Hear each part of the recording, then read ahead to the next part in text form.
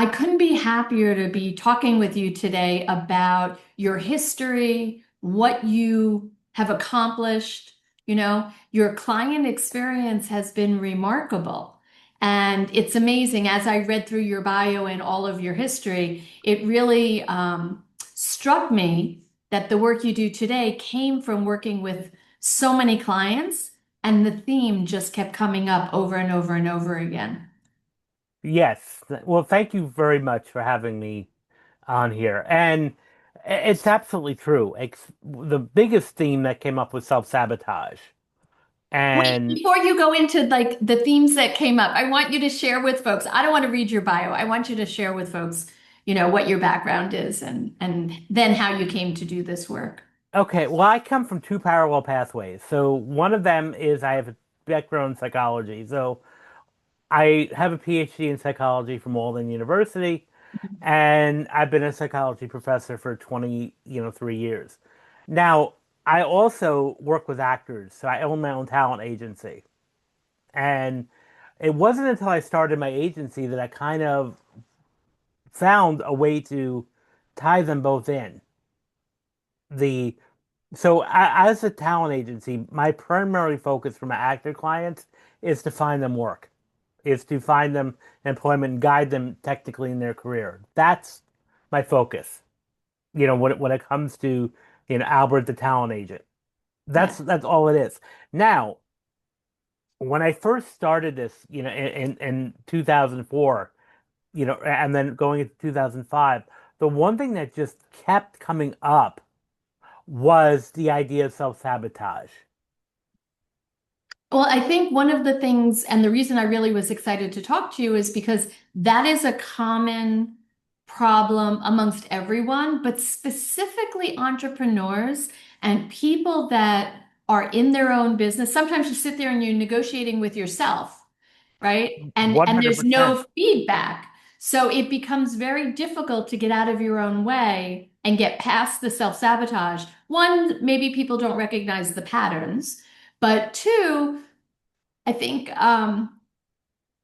we talked about it briefly, but the inner and the outer conversation that's happening, right? The inner critic and then the critics that we all have on the outside that, you have to learn to Hmm. negate. But it's much harder to stop the inner critic, right? Because that conversation happens even when you want it to stop. It sure it happens like 24, almost 24 hours, at least in our waking, life, and it's and again, we want it to stop, but it's always there, that chatter, that internal chatter that is sometimes not in alignment with our current interests. So, Absolutely. So, maybe you can share a little bit about maybe even tips and tricks for those of us. I've been an entrepreneur for 35 years. I've done a endless variety of things, and the things I'm most excited about are usually the things that I know I'll be great at. And the things that I have to do sometimes to get to the end result are not things I enjoy. And then the mhm, self-doubt comes in and I say, okay, well, maybe this isn't the right path. Maybe this is not the right thing at the moment. I mean, but it goes much deeper than that for many people, and it's much more impactful and distracting from their goals. And I think we all have it to some degree, mhm. but sometimes it's debilitating for people. So working with your clients, I mean, actors, they get rejected all the time, right? Yes, I would say, you use a parallel, which is great because I think with entrepreneurs, well, actors are essentially entrepreneurs. Yes. They're the CEOs of their own business. What I often found in my years of experience working, especially with actors, most of them do not have any entrepreneur training or mindset system set up. That's Hmm. not really trained in acting school, which is something I wish more acting programs had either even like a minor concentration in business operations or like, business administration. because you are ultimately running a business. Sure. It's you are the product. You know, it's your face, your image, your voice is your product. You know, your storefront. I mean, that's really what it is. And a lot of these actors, they have the ideation, the dream, which is wonderful, but they don't have a system set up. You know, a career, a system that's going to last them decades. That and the one thing that I found, especially with actors, is that there's a very high turnover rate. I what I've noticed is if you took me from when I started out 20 years, 2 years ago to now, I would say 80% of the actors that I had in contact or regular contact with in the beginning are no longer in the business. Hmm. And that's a high number. And they've either, moved on to different sectors, maybe due to life circumstances, or they just, gave up. So do And you think that part of that turnover and that you're not suggesting that it's a complete failure rate, but maybe people have given up. Maybe their inner talk, the self-talk, like squashed the passion and the dream they had of what was, ahead of them. And, often we say, success is the next phone call. Um, it's the next client. That's the it, turning point. It's the one thing. So right before you give up, success is like right on the other side of that. yes, and I've seen, unfortunately, I've, even bear witness to that, where it's like you're close, but for some reason it's you retreated. Now again, it could be that inner critic, or it could have been fear. The one thing that I really that kind of shocked me in my journey, but now it makes complete 100% sense, is success is also scary. And I've noticed that a lot of times, and I'm sure you've seen this with entrepreneurs too, is especially from in my case with actors, is when you're exactly right at the moment, almost like at that pinnacle, it's just done. They pull away. It's like I can't do this anymore. Yeah, Um, and if you might, I don't mind. I'd like to share an example of this. sure. So in 2006 ish, I had this one, acting client. She was lovely to work with, had a very good edgy look, rocker, so, and she was getting, a lot of attention. And I had set her up for an audition for a pilot. It was for I think it was for Nickelodeon, but it was a pilot that would have, if she would have got landed the role, would have been like a life-changing experience because it would have been what we call a series regular, which means she would have been on every episode produced and one of the leads. And she was excited for the audition. She had like 3 day notice. An hour before she was supposed to go into the audition room, she called me from an unknown number, which I don't really answer unknown numbers, and left me a voicemail with, I can't do this. And so I followed up with her, tried to follow up with her, nothing. And then a few weeks later, she had disconnected her website and her Yeah. phone. And I never, really got in contact with her. I couldn't, to figure out what can happen. I can only guess. But And that I think you're right. I think success, sometimes the thought of it is just as scary as the failure. And I think that goes back to, are you prepared to enter into the environment you're placing yourself in, whether you're an entrepreneur or just a human being who's looking to transition into either a new career, a new environment, a new anything. Because it's hard. The rejection is real. And, I work in a business environment where we work with service providers, and everything you're talking about is something that, I know we talk about a lot in the entrepreneur community. Some people are built for it, some people are not. Some people have worked in corporate for a long time. They hold a great expertise in something, and they now want to hang out their own shingle, and they're ready to do it on their own, but they don't have the business acumen, right? Just like you said, nobody really teaches somebody in school how to manage their finances, how to manage a bank account. Kids aren't Hmm. taught that unless they're taught that intentionally, right? Usually by family.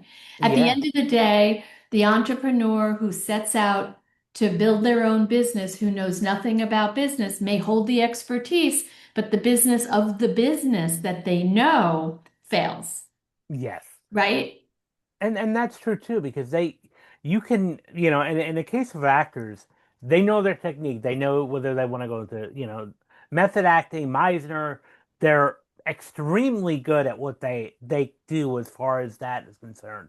But, perseverance, grit, setting up systems, managing money, managing a budget, planning, all is, kind of takes a back seat.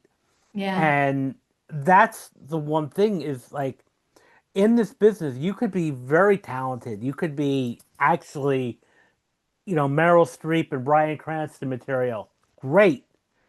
How no matter how talented you really are, you're gonna be told no so many more times than you're gonna be said yes to. You're gonna get more no's. Like the actual statistic is maybe getting a part for every 30 to 40 auditions you go on. That's a high number. And that's a generous number. Some, people can go longer. And if you're not prepared for that, see another thing, and this is like not to sound stereotypical, but a lot of actors, like I'm in the New Jersey, New York area, and New York and LA and Atlanta in the United States are really the three major hubs for actors. And most of the actors in those one of the three places, a lot of them are transplants, meaning they move from other places in the country to pursue acting. Now, they may have been locally in their town or their city in every production Right. because there's a small pool, Sure. or in their acting school or college, they were cast in everything because there was only a limited number of actors. So now you're a small fish in a humongous pond now, Yep. and it's not going to be that easy. You're not going to walk in and say, "Hey, Broadway, here I come." You could be going into a Broadway call, an audition with thousands of other actors that are just like you, that are just as talented, it's the same look, and so there's got to be a lot of perseverance there, and that's one of the way to come a system here is to not take the rejection personally, which is extremely hard, easier said than done, and hard to Right. implement. But that's the key here is to not take it personally because it's not about you. It's at the end of the day, were you the right product for this role? And if that's not the case, it's nothing to do with you. It's not you. It's the fact that all it is just not today, and your services are not needed today.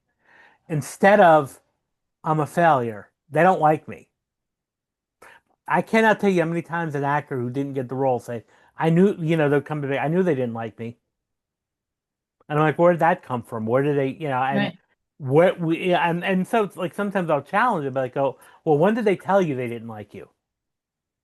Well, they said I wasn't right for the role. I was like, but when did they explicitly tell you I don't like you? And it was personal. Right. Yeah, and they Um, and they almost all the time they said, "Well, they never not like that." They would laugh. I said, right. "So there you go. You're Right. creating that. You're creating it in that story in your own head." Well, we do that. We create stories for ourselves, and it's some level of protection to insulate us sometimes from the hurt. Uh, what I often say to entrepreneurs and clients is 99.9% of the time, it has absolutely nothing to do with you. I Mm. pitched, I gave a proposal, they're ghosting me, they haven't followed up, they're not returning my emails, they're not returning my phone calls. I said, I don't know. I could think of about 25 different things that could have happened to prevent that from happening. You said it Yeah. went great. You thought it was a good connection. Professional people will respond. If they don't respond, literally just don't respond, not a professional environment Yeah. and probably not the right fit for you. And then, of course, 10 days later, oh my God, his mother was sick. She was in the hospital. They family needed him and blah, Hmm. blah, and he apologized and he hired me. Great. So Yeah. 99.9% of the time, it has absolutely nothing to do with you. And if you can hold that in the forefront of how you engage, right? Hmm. Not right for the role, not the right company to solve another company's problem. They didn't see the value. You didn't have a complete solution. You're not the right fit for them at that time. Move on. We Hmm. say next, right? Yeah. And just keep moving and filtering because the as an entrepreneur, and I suspect, and what I'm hearing you say about the artists you represent, it's just a matter of numbers, right? It's a law of numbers. Sales calls. Yes. How many sales calls do you have to make in any industry? There are formulas. You have to reach out X number of times to get this result. You have to, right? Put yourself out there. You saying it's 30 to 1. That's a big number. Maybe it's more. But if it's your goal and your dream and your passion, that's what needs to be done, right? Yeah. And actually that's very important, especially for actors, is to have that next, what I call the next reflex, which means as soon as that you submit the audition or go in for the audition, your next thing should be next, Right. not dwelling, did I make the mistake? I wonder if I'm going Right. to hear anything. So don't. It's over. It's Right. over. When's It's the over. next interview? Right? Exactly. When When is the next? next that so we use that word a lot. Next, right? And that's the best way I feel to stay connected. Even when you land a role as an actor and you had a great time on set, that's wonderful. Next, because when you start saying, like wrapped up in that experience, even a good one, especially if there's going to be a valley or a dry spell. I don't want. Yeah, I'd like you to not be trapped into that little. Well, I had such a great time. Why can't I have this again? Yeah, And one metaphor that I like to use is think of you yourself as an entrepreneur working on a farm. There's going to be harvest seasons and there's going to be planting seasons. right, And you are always in motion, no matter where it is. Now, the harvest seasons are great. Everything's coming in. You're making the sales. You're booking the roles. But then there may be a period of time when nothing is happening. But instead of saying nothing is happening, which I hear a lot from actors, I'm going nowhere. I'm like, no, what are you doing every day? Are you planting? Are you planting seeds? Are you right. networking? And so when you're doing that, then it's impossible to say nothing is happening. Well, it's very difficult sometimes, as you said, to see the forest through the trees, right? And you need to surround yourself with people that are your cheerleaders. You need to surround yourself with people that will mirror what's actually happening for you and people that will be brutally honest when you need to hear it. So we all need to build kind of a board of directors around ourselves, whether it is personal, professional. We talk about that a lot in my world about peer Mhm. leadership and surrounding yourself with mentors and people that can reflect back what you need to learn, right, from an experience or a relationship. And those things are critically important. Yeah. No, and absolutely, we need that all needs to be set up, and the board of directors, and we need people that aren't going to be necessarily harsh and critical, but honest, and give us that Absolutely. direct feedback of when something is not working. Because a lot of us, especially with performers, a lot of times they'll ask their family or their or mom, what's the opinion on this? Which, again, that's not going to be necessarily the honest truth. They're going to tell you it's wonderful. Ask me about my daughters or my grandson, and you're going to get how fabulous they are, and right? I, and it's that's and that's to be expected. yes, And however, if I want to know something that's not working, right, I should be going to professionals that know what they're doing, that have a track record.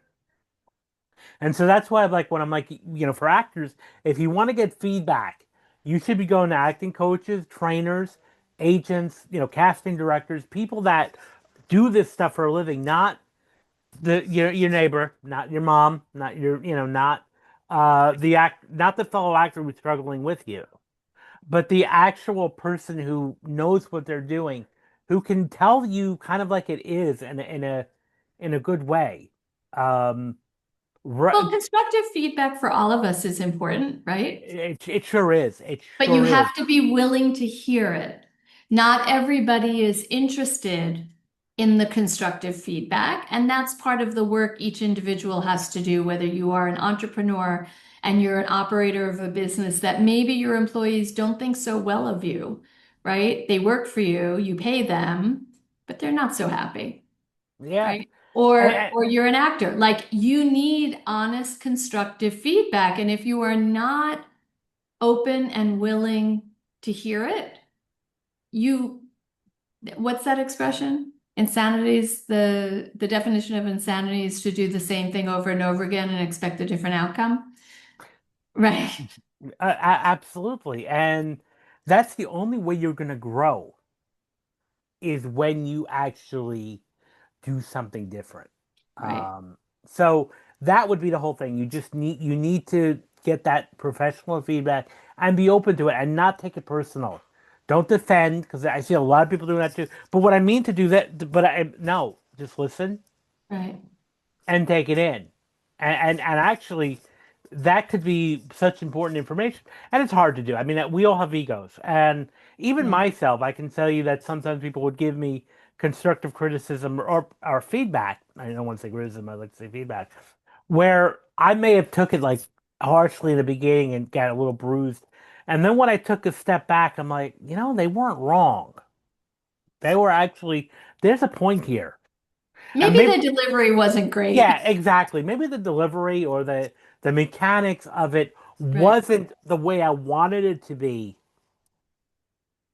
However, it was valuable feedback Right. and really helpful feedback that I can take and implement on a further thing. So, one of the things that I think for all entrepreneurs, and this is why we really need more and more of this, are like support networks, like, whether it's BNI or, meetups or somehow where we can meet up with other professionals that are even in other sectors that are on the same path, but even some that are more advanced than we are that can give So us that's that what we feedback. do. That's what we do at ARG, Accountants Hmm. Research Group. That's what we do.